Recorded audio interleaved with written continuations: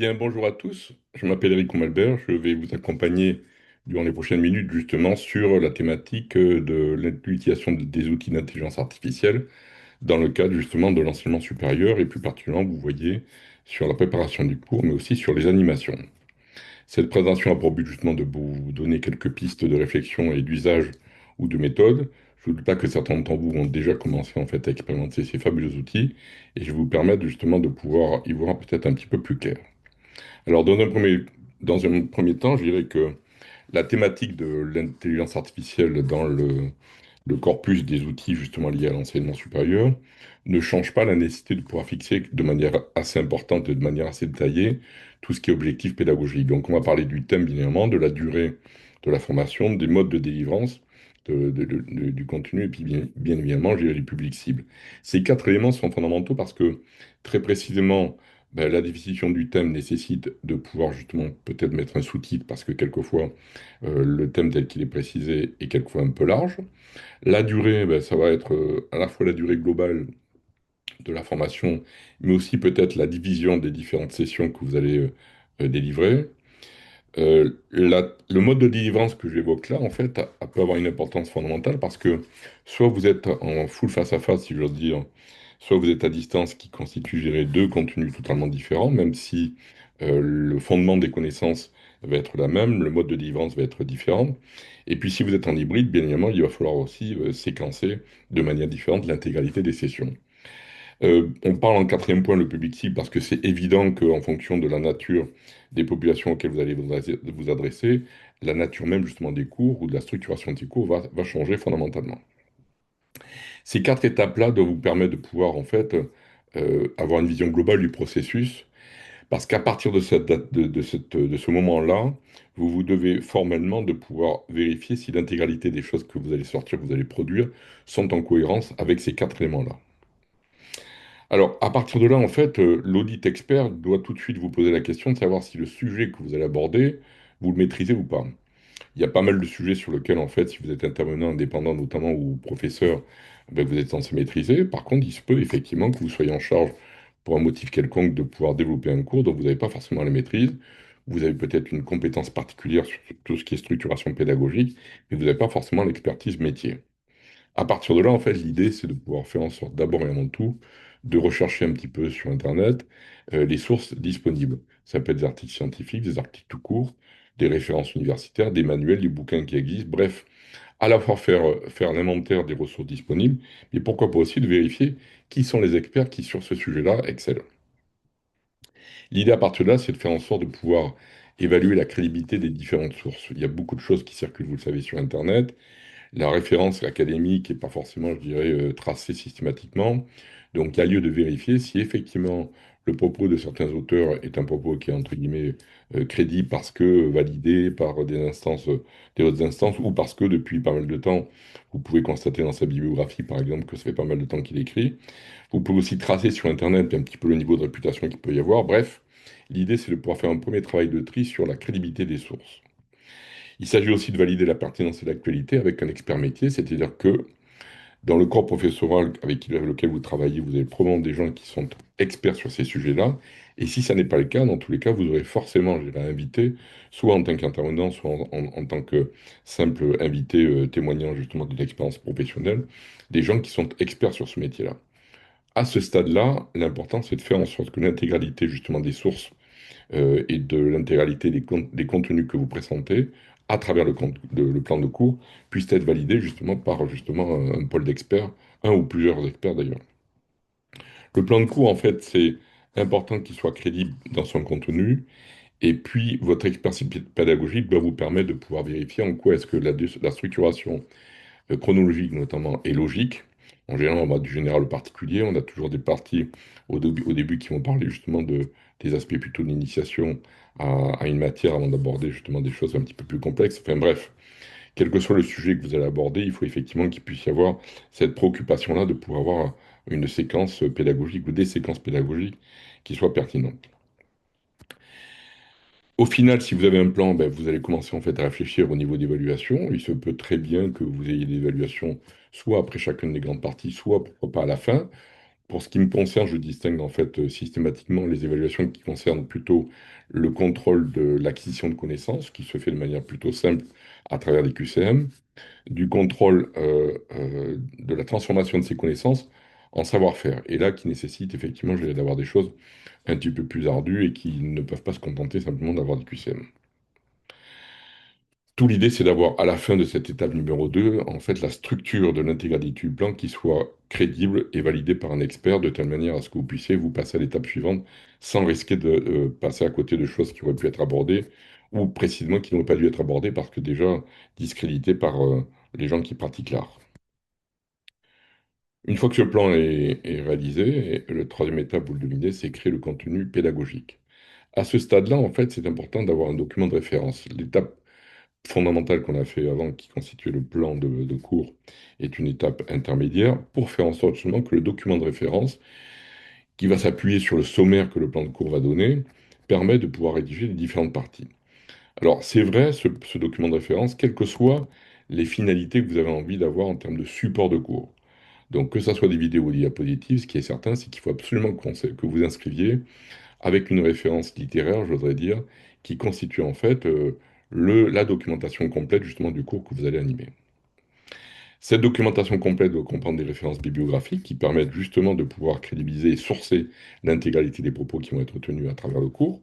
Ça permet à la fois d'avoir des références académiques mais aussi professionnelles. Et à partir de là, l'utilisation de l'IA générative peut débuter.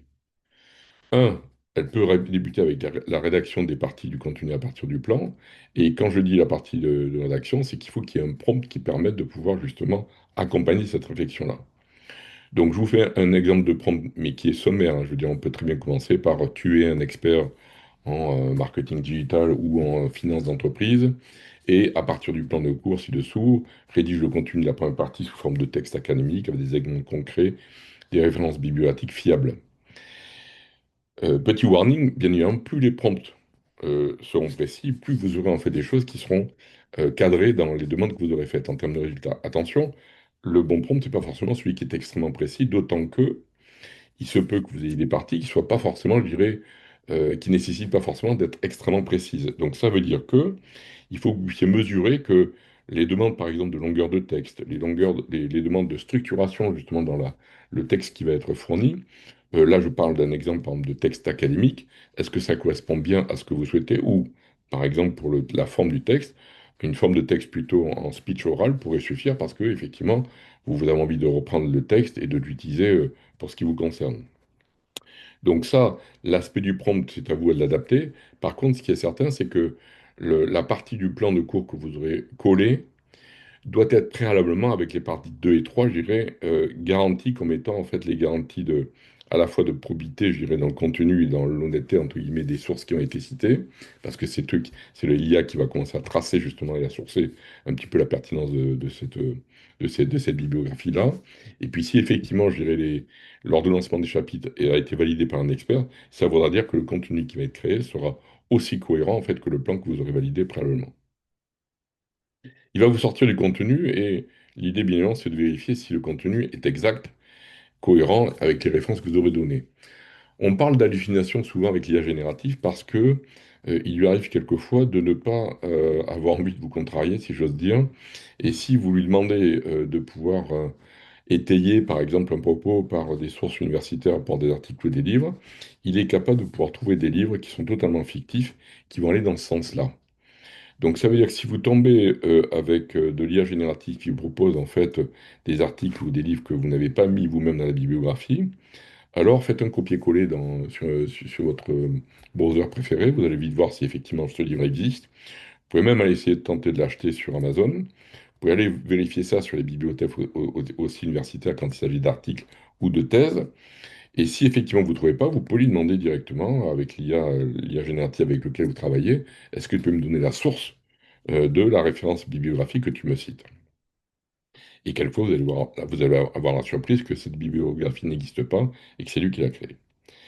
Tout l'objet à partir de cette étape 4, c'est d'arriver en fait à valider de manière définitive un contenu qui soit filable. Alors, vous allez procéder par itération successive. Ce que je veux dire par là, c'est que la validation du contenu ne va pas se faire si vous avez par exemple 20 pages à réaliser. Vous n'attendez pas la 20e page pour procéder à la correction. Ça veut dire qu'à chaque partie que vous allez réaliser, que ce soit un sous-chapitre, un paragraphe, en bref, quelque chose qui soit d'une unité pédagogique cohérente, il faut que vous assuriez effectivement que tout ce qui vous a sorti est correct. Je vous dis ça parce qu'il se peut aussi qu'il puisse y avoir une sorte de rémanence des chapitres précédents qui va vous sortir. Et à ce titre, si effectivement vous l'avertissez pas, que vous n'êtes pas d'accord avec ce qui vous a sorti au chapitre 1, ben, il peut très bien en fait s'appuyer sur des hallucinations qui vont sortir au chapitre 2 et qui sont entre guillemets des échos justement de ce que vous n'aurez pas forcément détecté. Donc c'est vraiment très important de faire des validations successives dans la production de contenu. Tout l'idée à ce stade-là, c'est d'avoir ce fameux document de référence qui soit validé et qui va constituer en fait le livret du cours. Étape 5, vous voyez déjà qu'il y a une étape importante que j'ai déjà encadrée. L'étape 5, c'est concevoir des matériaux multimédia. On a le document de référence littéraire que je vous ai évoqué, donc qui peut se présenter sous forme PDF, Word ou de Google Doc, peu importe. Juste petite parenthèse, avant d'imaginer qu'il puisse y avoir des développements sur des sujets qui sont plutôt multimédia, vous pouvez très bien aussi imaginer pratiquer la pédagogie inversée en envoyant simplement du PDF et des Google Docs, pourquoi pas, à vos étudiants, parce qu'il s'agit simplement de lire de leur part, de prendre des notes et d'acquérir de la connaissance. Donc, on peut commencer par ça, et quand on utilise en fait l'IA ou quand on fait l'animation, notamment à distance, on n'est pas obligé à chaque fois de déployer des trésors de création multimédia pour pouvoir travailler à travers une pédagogie inversée. La conception des médias, en fait, nécessite d'avoir ce fameux document, et le premier sujet auquel on pense systématiquement quand on parle de conception de médias, c'est les fameux PowerPoint ou Google Slides et autres, qui consiste en fait à transformer un document PDF en un support un petit peu plus attractif, qui est fait soit avec des sous-titres, des bullet points, et puis bien évidemment quelques illustrations. Ce qu'il faut comprendre, c'est qu'avec ça, en fait, vous pouvez très bien faire ce que je fais là, additionner en fait des commentaires audio pour faire en sorte justement que, ben, pourquoi pas, ils puissent non seulement avoir l'image, mais en plus avoir le son d'un cours que vous aurez commenté. Les vidéos que je suis en train de réaliser, par exemple, sont ni plus ni moins que des PowerPoint, en l'occurrence c'est du Google Slide, sur lequel en fait je dépose un commentaire audio et qui va produire en fait une vidéo que vous pourrez vous transmettre à vos étudiants avant la séance en présentiel, si c'est nécessaire, ou pourquoi pas aussi, il faut bien comprendre que quand il s'agit de séances asynchrones, donc des séances sur lesquelles on a prévu de ne pas avoir d'intervenant qui va expliquer le contenu du cours, ben, que ces vidéos puissent se suffire à elles-mêmes. En tout état de cause, ce qui est surtout important, c'est de retenir que ce dispositif pédagogique réclame forcément de la pédagogie inversée. C'est-à-dire que l'intégralité du contenu du cours qu'on est en train d'évoquer là comme étant à concevoir avant l'animation réelle nécessite d'être envoyé aux étudiants de telle manière à ce qu'ils puissent comprendre et assimiler les contenus de connaissances avant qu'avec vous, en présentiel, ils puissent se retrouver en situation justement de pouvoir transformer ces connaissances-là en savoir-faire. Donc à ce stade-là, vous vous retrouvez avec des étudiants qui ont déjà commencé à prendre connaissance du cours et donc vous savez que par exemple la semaine d'après, vous allez devoir en fait les rencontrer pour procéder à l'animation de ce même cours. L'idée, c'est, comme je le disais préalablement, transformer les connaissances en savoir-faire. Les connaissances, ils se sont débrouillés tout seuls pour acquérir les connaissances. Vous avez éventuellement même prévu de les soumettre à des QCM pour vérifier si les connaissances minimum ont été acquises. Et lors des séances en présentiel, votre travail va être justement de pouvoir transformer ces connaissances en savoir-faire. À ce stade-là, on peut imaginer tout un tas d'activités pédagogiques. Il peut y avoir des jeux de rôle, des simulations, des études de cas, des débats. Bref, la liste est sans fin. Ce que je veux vous faire comprendre là, c'est puisqu'on est en train de parler d'outils IA, c'est que l'IA générative peut être d'une aide précieuse. Avant que l'IA générative n'existe, quand il s'agissait de créer des jeux de rôle, de faire des simulations des études de cas, on était bien démunis parce que ça prenait des heures. C'était extrêmement complexe.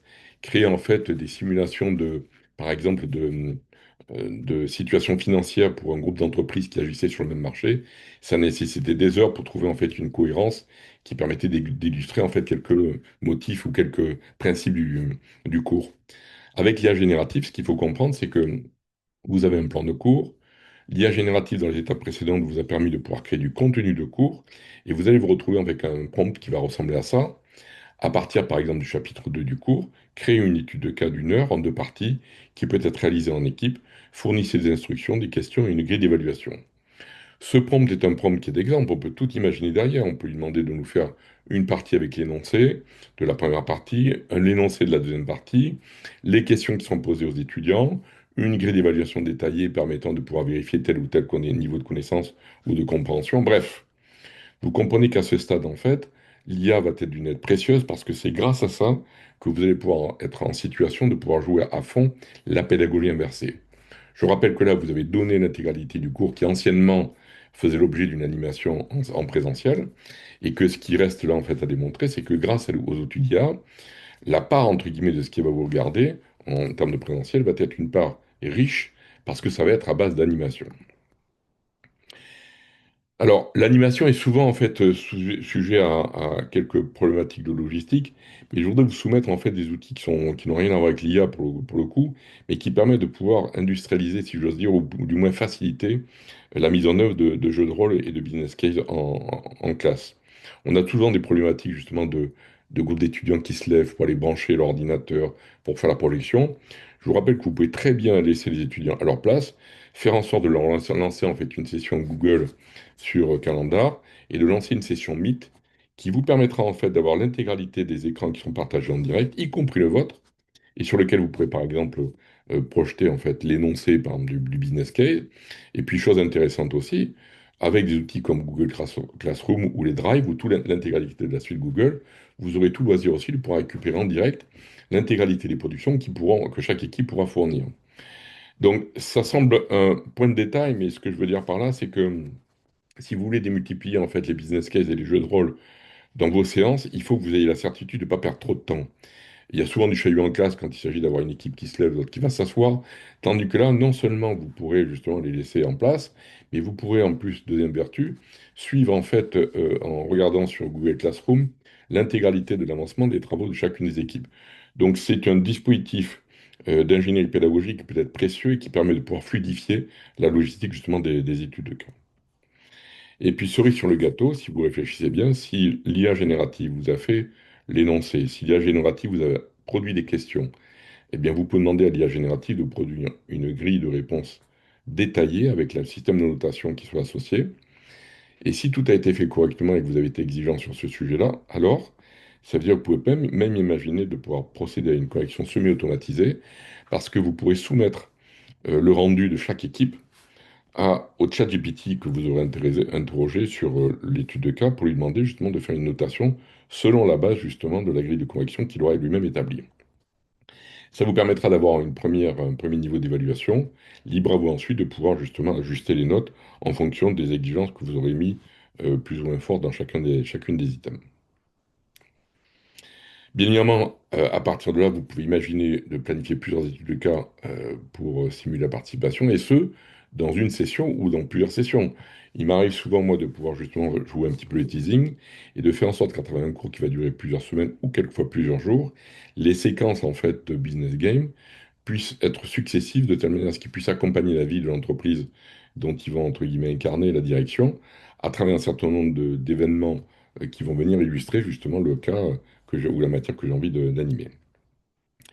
J'ai surtout parlé de business case ici, mais sachez que si vous réfléchissez à des rôles, vous pouvez très bien lui demander en fait de faire des jeux de rôle qui permettent effectivement de pouvoir scénariser des scénettes et qui autorisent en fait les étudiants à s'inscrire dans un dispositif sur lequel en fait l'IA générative aura probablement en fait réfléchi aux circonstances qui vont permettre en fait aux étudiants de s'exprimer dans un dispositif qui sera illustratif justement de la matière que vous abordez. Donc ça peut être aussi fait de cette manière-là.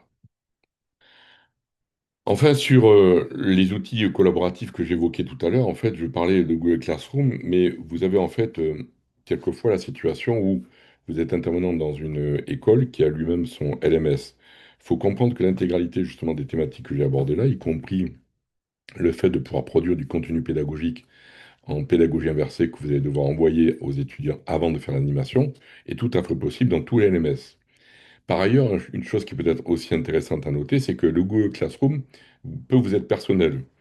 Il arrive quelquefois vous tombez dans des écoles sur lesquelles vous avez un Google Classroom qui est partagé au sein de l'école, au sein de l'établissement, mais vous pouvez très bien imaginer, à titre personnel, avoir votre propre Google Classroom qui vous permet de pouvoir mettre l'intégralité des cours qui sont les vôtres et de pouvoir successivement en fait animer un certain nombre de classes. Donc vous allez maintenir justement les devoirs, les rendus qui vont vous permettre de semaine en semaine, pourquoi pas, de pouvoir retrouver les copies, de pouvoir retrouver les notes. Donc ça, c'est un dispositif sur lequel en fait On ne parle pas forcément d'IA là-dessus, mais qui peut être largement complété par les dispositifs d'IA que j'ai vus auparavant. Il ne faut pas oublier aussi qu'à travers le Drive de Google, vous avez la possibilité de mettre tout un tas de documentation.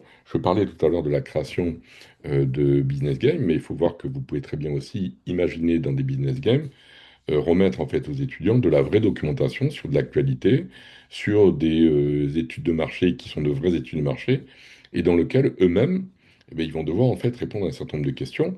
Ça voudra dire par exemple que vous aurez pris le temps, pourquoi pas, de demander en fait à l'IA générative au moment où vous avez créé l'étude de cas, ben, vous aurez téléchargé justement ces documents-là de telle manière à ce qu'ils puissent s'appuyer sur la documentation que vous souhaitez que vos étudiants utilisent. Enfin, l'IA générative, elle va vous permettre en fait de pouvoir ajuster un certain nombre de variantes, j'oserais dire, parce que vous allez tomber quelquefois sur des groupes d'étudiants pour lesquels l'étude de cas que vous avez visée ben, est trop complexe. À l'inverse, et ça arrive aussi, ben, les simulations que vous pensiez complexes ne sont pas aussi complexes que ça. Et donc, il ne faut pas oublier que dans l'intervalle de temps dans lequel ils vont travailler, vous avez toute capacité, vous, à pouvoir reprendre l'IA générative avec qui vous avez travaillé justement sur cette thématique d'étude de cas donnée, pour lui demander des variantes, pour compléter les questions, pour rendre les choses un petit peu plus complexes, pour créer des événements qui n'étaient pas prévus initialement, de telle manière à pouvoir challenger un tant soit peu les étudiants et faire en sorte que vous puissiez justement rehausser un tant soit peu le niveau d'exigence qui peut être le vôtre. Enfin, les outils de diffusion. Je vous parlais tout à l'heure justement de la capacité que vous pouvez avoir à savoir comment votre cours va être distribué. Si vous êtes sur des outils d'enseignement à distance, vous avez forcément un de ces trois outils qui va faire partie justement de votre boîte à outils. Faut pas oublier que ces outils-là fournissent, en dehors de la présentation que vous avez réalisée, un certain nombre de, on va dire, de plugins qui vont être en fait d'un apport non négligeable. Je pense notamment au tableau blanc sur lequel Zoom et Teams, je crois que Meet aussi fait ça. Vous allez pouvoir faire en sorte de partager en fait à vos étudiants, y compris dans la classe, parce qu'on ne parle pas justement, paradoxalement, ce sont des outils d'enseignement distanciel, mais vous pouvez très bien, encore une fois, avoir partagé une session Zoom, Teams ou Meet à vos étudiants de telle manière à faire en sorte que plutôt que chacun se lève et qu'il s'assoie le bras dans la classe, qu'il puisse travailler sur un tableau blanc en étant dans la même classe. Ça, c'est vrai pour l'aspect plutôt créatif. Vous avez aussi des outils sur Zoom et puis sur les autres outils qui permettent de pouvoir lancer des QCM en ligne, de pouvoir vérifier si une thématique particulière a été comprise par l'intégralité des participants. Ces outils de questionnement qui sont mis à votre disposition peuvent faire l'objet aussi d'une interaction dans les business games que vous allez en fait utiliser. Ça veut dire que vous pouvez imaginer tout un tas de dispositifs qui vous permettent de sortir la boîte à outils et faire en sorte justement que vous puissiez animer dans la partie que j'en ai conçue auparavant des choses qui n'étaient pas forcément, je dirais, conçues pour euh, le scénario initial. Donc ça fait partie des choses sur lesquelles il vous faut monter la garde pour pouvoir être vigilant sur le degré de pertinence des choses que vous avez préalablement conçues. Alors, je voudrais terminer en fait cette présentation-là en mettant quelques points de vigilance justement sur la bonne pratique qu'il peut y avoir au niveau de l'IA. Bien évidemment, quand vous avez travaillé sur la partie conception, rappelez-vous la première étape, il consistait en fait à définir les objectifs, à qui est-ce qu'on allait s'adresser, quelle était la nature justement de la délivrance des connaissances. C'est très important que vous puissiez en fait réfléchir à ça parce que la pertinence de ce que va vous produire l'IA va être différente en fonction de tous ces paramètres-là. Si jamais il s'avérait effectivement que le contenu ne soit plus pertinent, alors ça veut dire que vous pourriez très bien reprendre à partir du document de référence que j'évoquais comme étant pour moi la pierre angulaire de tout l'édifice. C'est-à-dire que vous avez toujours en fait un document Google Doc ou Word, peu importe, qui va constituer la base, mais qui vous permettra par contre de reprendre en fonction justement de l'ingénierie pédagogique qu'il vous faut, si c'est full distanciel ou full présentiel, il y aura effectivement des variations non négligeables justement dans la boîte à outils que vous allez mettre en œuvre. Ensuite, bien évidemment, c'est des sujets qui sont abordés régulièrement à propos de l'IA. Il faut que vous puissiez préciser à vos étudiants, et vous allez voir que ça a une autre vertu, il faut que vous puissiez préciser qu'une partie du cours ou toute ou partie du cours a été fait grâce aux outils d'IA. C'est pas gênant et il faut en plus que comment dire, démocratiser et faire en sorte que l'utilisation de l'outil d'IA, même au sein d'une école, soit utilisée comme étant en fait une boîte à outils telle que l'est aujourd'hui l'ordinateur, le recours à Internet et même la calculatrice. Donc, il faut voir qu'on a un peu tendance à être en ce moment schizophrène. C'est-à-dire, d'un côté, on aurait tendance à dire aux étudiants, il faut surtout pas utiliser l'IA quand vous êtes à l'école, et eux, quand ils arrivent en entreprise, la semaine ou les 3 semaines dans lesquelles ils vont être en alternance, l'entreprise va lui dire, il faut que tu augmentes ta productivité, utilise les outils d'IA pour aller plus vite. Donc, le parti pris qu'on a pris, nous, aujourd'hui, c'est de faire en sorte précisément de pouvoir être totalement transparent, de pouvoir démontrer effectivement qu'on utilise l'outil l'IA et qu'il y a des limites à ça, et que pour autant, en fait, ça veut dire qu'on ne va pas baisser le niveau d'exigence qu'on va avoir vis-à-vis d'eux, et que même si effectivement on les autorise à utiliser l'IA, il y aura effectivement une exigence, entre guillemets, de prise de connaissance et de savoir-faire. La chose importante qu'il faut que vous reteniez, c'est que vous êtes, dans tous les cas, le garant systématique de la pertinence des propos qui sont tenus au sein du cours et du contenu du cours. Donc ça veut dire que même si vous êtes aujourd'hui en capacité de pouvoir utiliser l'outil d'IA, il faut que vous soyez garant que l'intégralité des choses qui sont fournies ont été validées par vous-même ou par des gens qui sont effectivement experts sur ce sujet-là. N'hésitez pas d'ailleurs dans les cours à préciser que le cours a été en partie fait ou que certains chapitres ont été faits en collaboration avec, que les références bibliographiques sur lesquelles vous soyez appuyé soient citées en début ou en fin de cours. Bref, l'intégralité de la démarche doit être transparente parce que c'est fondamental sur la thématique de est-ce que réellement le sujet qui a été traité et que vous avez présenté, bien qu'étant utilisé avec l'IA, a fait l'objet en fait d'un sourcing et d'un filtre à travers vos propres compétences. Enfin, la diversification des supports, j'en parlais, hein, en fonction justement des médias ou de la nature même de l'ingénierie pédagogique que vous allez utiliser, il y aura une nécessité, je parlais brièvement tout à l'heure des cours synchrones ou asynchrones. Il est certain que les exercices ou la structuration des modules de cours que vous allez faire si vous avez des cours qui sont totalement synchrones, sans aucune intervention justement en réel d'un expert, eh ben, les niveaux en fait d'interaction et l'imbrication qu'il peut y avoir au niveau des cours sera beaucoup plus exigeant que si effectivement vous avez la chance de temps en temps d'avoir vos séquences asynchrones entrecoupées par des séances synchrones. On parle là de blended, bien évidemment. Et dans ces cas-là, effectivement, entre deux séances asynchrones, le prof qui est connecté en direct a la chance de pouvoir expliquer justement des concepts qui ont été mal compris pour faire en sorte que les étudiants avancent de manière beaucoup plus facile. Enfin, j'en ai parlé au tout début, il est clair que si effectivement vous avez en fait à cœur de pouvoir faire progresser vos étudiants, il y a deux sujets à mesurer, c'est la prise de connaissances et la transformation des connaissances en savoir-faire. Et à ce stade-là, vous devez être critique justement sur la nature des évaluations que vous allez avoir. Je parlais d'études de cas tout à l'heure, mais les études de cas peuvent être à la fois un outil pédagogique pour pouvoir justement animer des concepts un petit peu complexes, mais bien évidemment, vous le devinez, les études de cas, ça peut être aussi un véritable outil d'évaluation. Dans ce cas-là, effectivement, vous pouvez tout à fait aussi disposer de l'outil d'IA générative pour pouvoir procéder en fait à l'édition d'un énoncé plus ou moins complexe d'une étude de cas qui va servir d'une évaluation finale. Pour ce qui me concerne, j'utilise surtout les QCM pour valider l'acquisition de connaissances. Et une fois que l'acquisition de connaissances est faite, je génère en fait des études de cas qui permettent de voir quel usage ils font de cette connaissance-là. Si vous avez envie d'en savoir plus sur tout ce que j'ai évoqué là assez rapidement, je vous propose deux sujets sur lesquels j'ai travaillé. Le premier qui est un livre qui compile un petit peu, je dirais, de manière un petit peu plus complexe, l'intégralité des thématiques que j'ai abordées là depuis quelques minutes.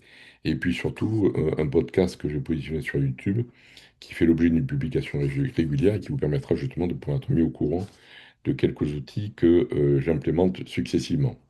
Merci beaucoup de votre attention. Je vous souhaite dans tous les cas bon courage et surtout beaucoup de plaisir et de créativité dans la création de vos cours et dans l'animation. L'opportunité de l'IA, au-delà justement du miracle que ça constitue, nous permet aussi d'imaginer de renouveler un tant soit peu l'animation des cours, parce que plutôt que des défilés des PowerPoint avec souvent des étudiants qui, cachés derrière l'écran, sont perdus sur TikTok ou sur Instagram, eh ben, de pouvoir les impliquer, parce que là, pour le coup, vous êtes obligé de leur mettre, si j'ose dire, les mains dans le cambouis à travers les études de cas que vous allez leur proposer. Merci de votre attention et bon courage à tous. Au revoir.